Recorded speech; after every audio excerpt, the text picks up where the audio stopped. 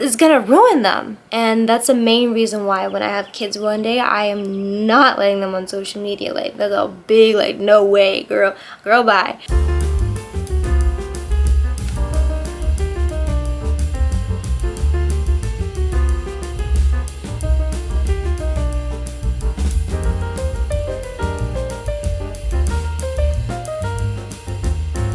Hello again. So as you can see, I'm getting ready. I'm actually going to, like, it's not a conference, but it's kind of like one. It's like a conference. But I am so excited. I kind of woke up from a nap. I wanted to make sure I had enough energy for this conference. Well, like I said, it's not really a conference, but I wanted to make sure I had energy, right? So yeah, I'm a little bit out of it. But so I actually woke up to my hair looking like an absolute mess. I'm just thumping the ends. 6:19. I have to head out the house at 7 and I haven't even done my makeup yet, so I am in a bit of a rush. I am so excited for this conference and I'm so excited to see what will come of it, especially now that we are in 2025. I'm just gonna speed up this process because I like to have music on to tell how long I'm going.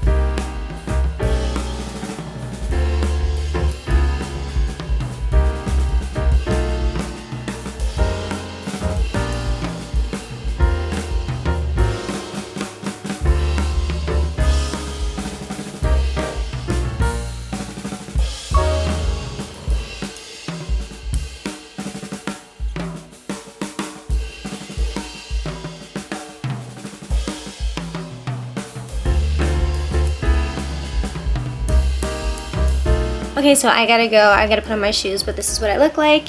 This is the hair, and then I'll be right back once I'm done with the conference. Okay, so I am back. Yeah, I was laying down, but my hair is in like a little pony. I think it's so cute because it's like, it's so light, but like, it's so cute. I'm sorry.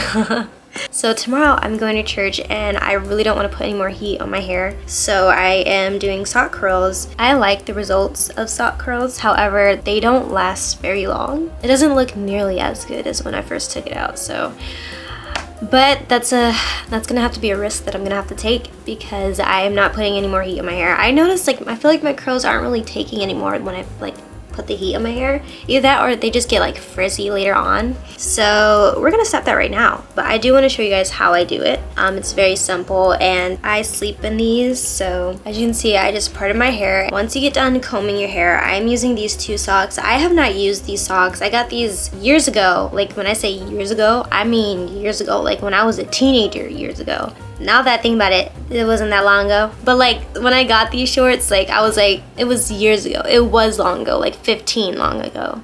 So yeah, I'm gonna go in with these two socks and they are long, but I have not worn these because I don't know what to wear these with. I mean, I got this pre-God, okay? I got this before Jesus came into my life. So this was maybe my style back then. I don't know, but I don't know what I would wear this with now. So yeah, we're gonna use it. It's multifunctional, okay? So I'm gonna take one of these. So because I'm doing this side first, I'm gonna place it on my head this way. And I'm gonna just clip it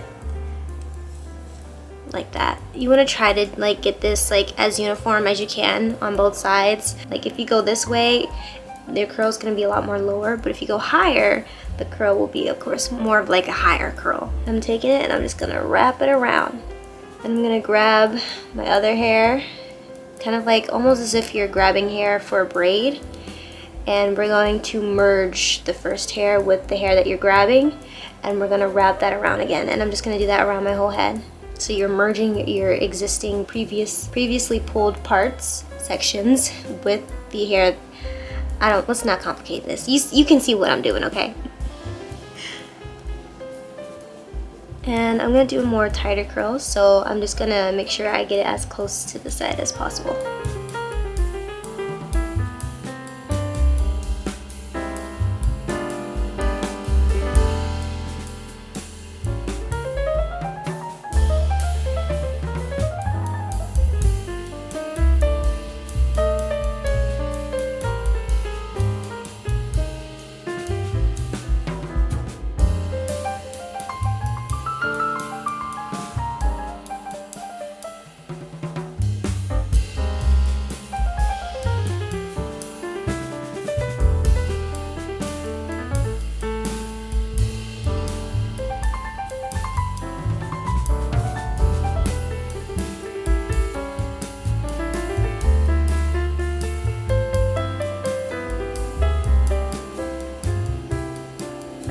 So I'm just wrapping the ends, just wrapping it. I don't have any product in my hair. This is just me using the tightness of it to my advantage. And I'm just gonna hold that where it ends, and I'm gonna take the end of my sock and just take it and just go upwards on it like so.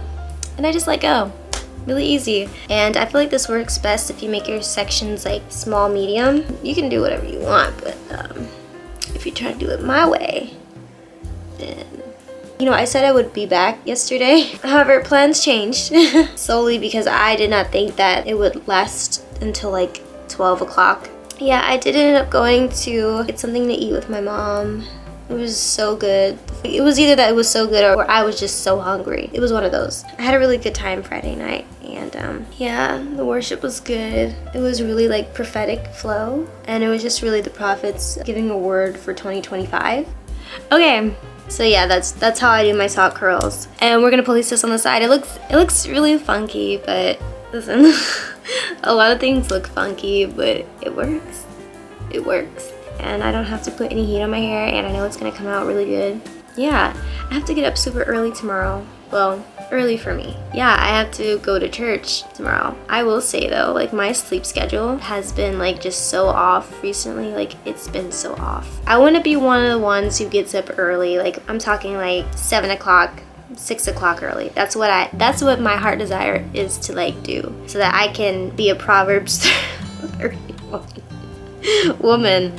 And I want to get up early. I know people be like, well, you don't have to get up early. I want to get up early. That's just me. I want to get up early. It's like me personally, I'm thinking about, okay, so when I have kids one day, when I get married one day, that's a responsibility, right? And I don't want to have kids and then be like, oh no, I gotta get up early, right? I want to make it a habit now. I've had some setbacks.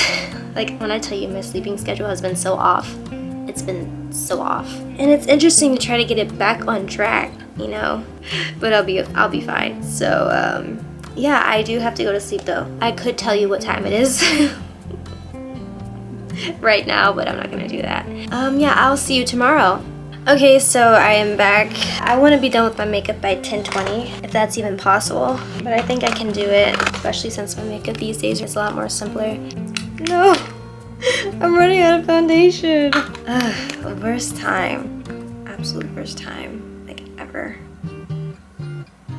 Yeah, Jesus is coming. And it's very evident, even now. Crazy stuff going on. These people, like, literally, like, it's really crazy. Like, what are y'all doing? I think a really big part contributing to people's sense of, like, their lack of care for other people, I think a really big part of it is social media. And the reason why I say that is because social media, ever since we've been on social media, everyone's been more, like, to themselves, more divided. I just think because everyone's on their phones, people become more isolated. And when people become more isolated, the enemy tends to go after those ones because they're alone. Why? Because that's when you're most vulnerable, is when you're by yourself. He attacks the mind, it attacks the character, all that jazz, and it causes people to really lose sight of what's important and to become so like, oh no, doom and gloom and stuff like that, that they do drastic stuff. Another part is because of the movies. A lot of movies, like, not saying that they were all good like back in the day, but now a lot of them are like starting to get more and more heartless. I feel like everybody's like so caught up in trying to be like the main, I don't want to say the main person, but really, yeah, everyone's like, this is my story, all this kind of stuff, and like, this is my movie, I'll just live in it. And I feel like not necessarily intentionally thinking that way, but because of the media heavily pushes a lot of selfish things. Like they push it a lot of meaningless things, a lot of things that make you only think about yourself, makes you forget about other people, all this kind of stuff. And that's the main reason why when I have kids one day, I am not letting them on social media. Like, that's a big, like, no way, girl, bye. I am not letting you on, like, social media until well age, okay? Let's just say that. Until a well age. Like, when I see these young ones having phones, I'm like, this is the most dangerous thing you can give to a child, especially one who's curious. You know, it's so easy to find just bad stuff on the phones these days. Like, it's so easy. It's just a click away. Why would I want to give? That's like giving a car to a child, to a 6-year-old. It doesn't make sense. Like, it's gonna ruin them.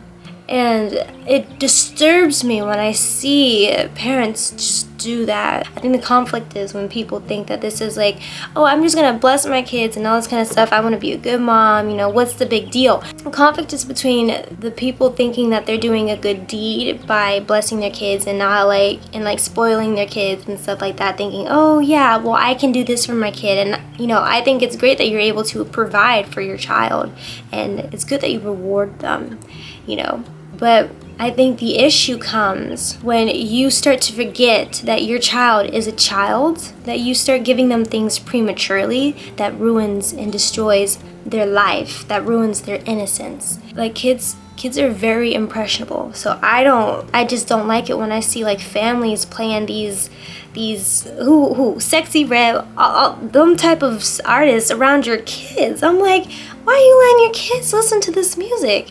It's like they are so young. Why is this pushed and no one's saying anything about it? And that's the reason why a lot of the kids these days are messed up.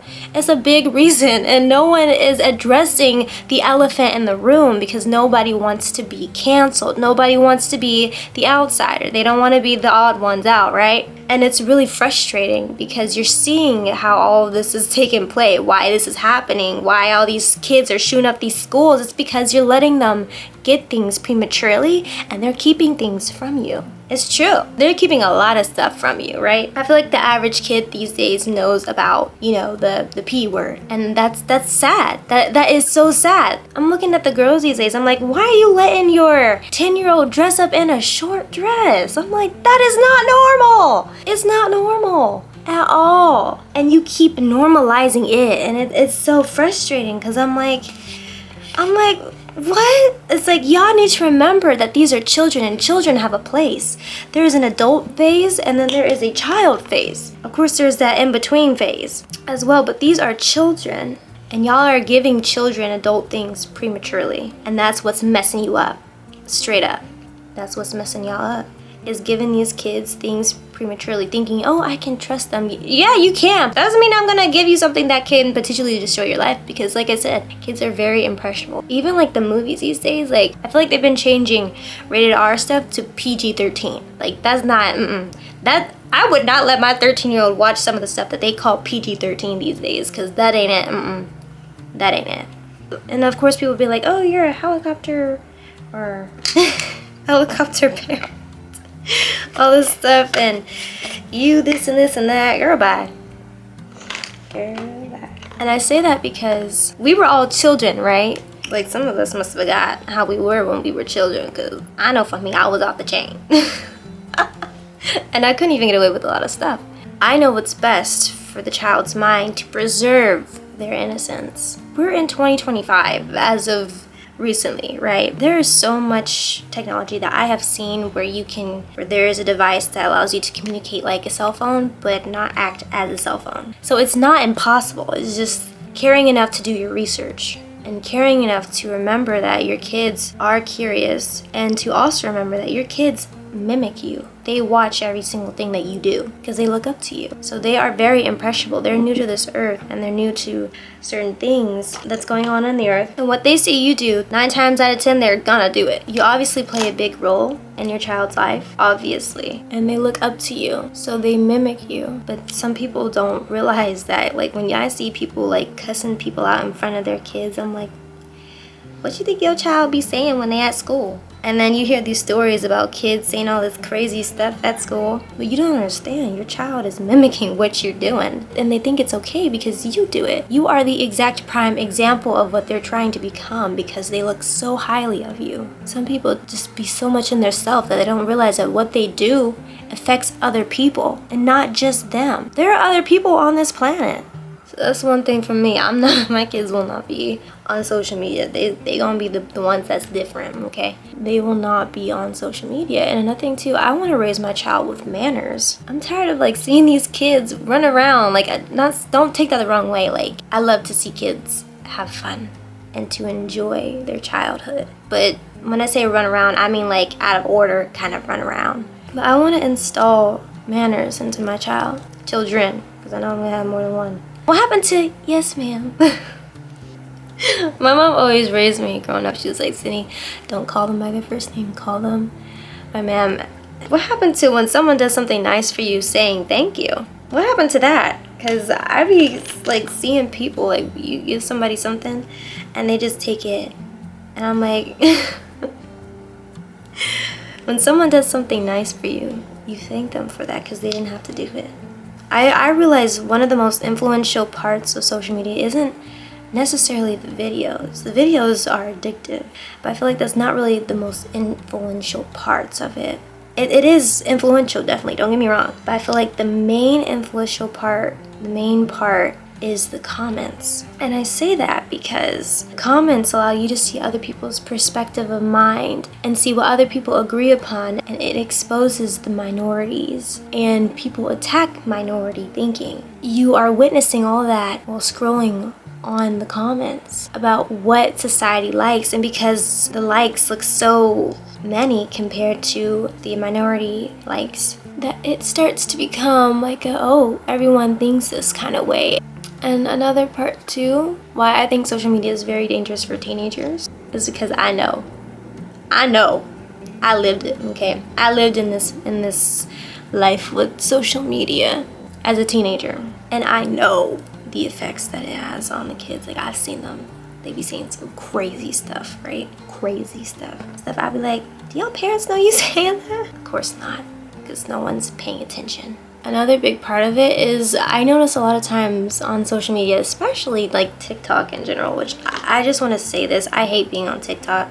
I don't like it at all. It's really annoying. From my experience with being on TikTok, one thing that I notice is that there's a lot of perspectives. Like, people point out the littlest things, and I believe that's a really big factor in why there's a lot of anxiety running around the young ones, and just in general. There's anxiety even with the adults. Anxiety to look a certain way, anxiety to be perfect, to appear a certain way, and it's because everyone keeps pointing out everybody's flaws. People are people. You can't expect people to be perfect. Listen, no one's gonna be perfect, right? That may be very obvious to adults, but to a child who is still, especially a teenager, and they're seeing this stuff and they don't even know themselves yet. The teenagers especially, like, love interests start to come out and all this kind of stuff, and they get insecure and they're thinking that this is how everybody else is thinking. And like, someone points out and says something like, take an example which is very real. Girls who can't wear their hair in the middle parting aren't really pretty. What? What are you saying? What are you talking about? I'm like, what are you talking about? Like, do you even know what you're saying? A lot of it is laughable. Just hearing something like that is like really the most insecure thing I think I've ever heard. You don't need to hear everybody's perspective, because when you start doing that, the way people think starts to become more evident, and then you're like, oh, okay, well, I can't do this because I realize now that people are watching every little thing that you're doing. And that's what's resulting into the anxiety, the fear. It's like all adding up. And it's like people haven't caught the gist by now. They haven't quite figured it out yet. Even when I've come across videos of like people making fun of like somebody or some celebrity that, I don't know, moved their lips wrong, I just scroll. I honestly have kind of have a heart for some celebrities, because like people, like, could you imagine someone constantly talking about every single thing that you do and making criticizations about everything that you're doing? It's like you can't even be a human anymore. Well, I gotta go, so, but you see what I got. Okay, so I am back from church and I think I'm gonna close out here. So thank you so much for watching this video. Please don't forget to like, share, comment, and subscribe. And I will see you in the next one. Bye.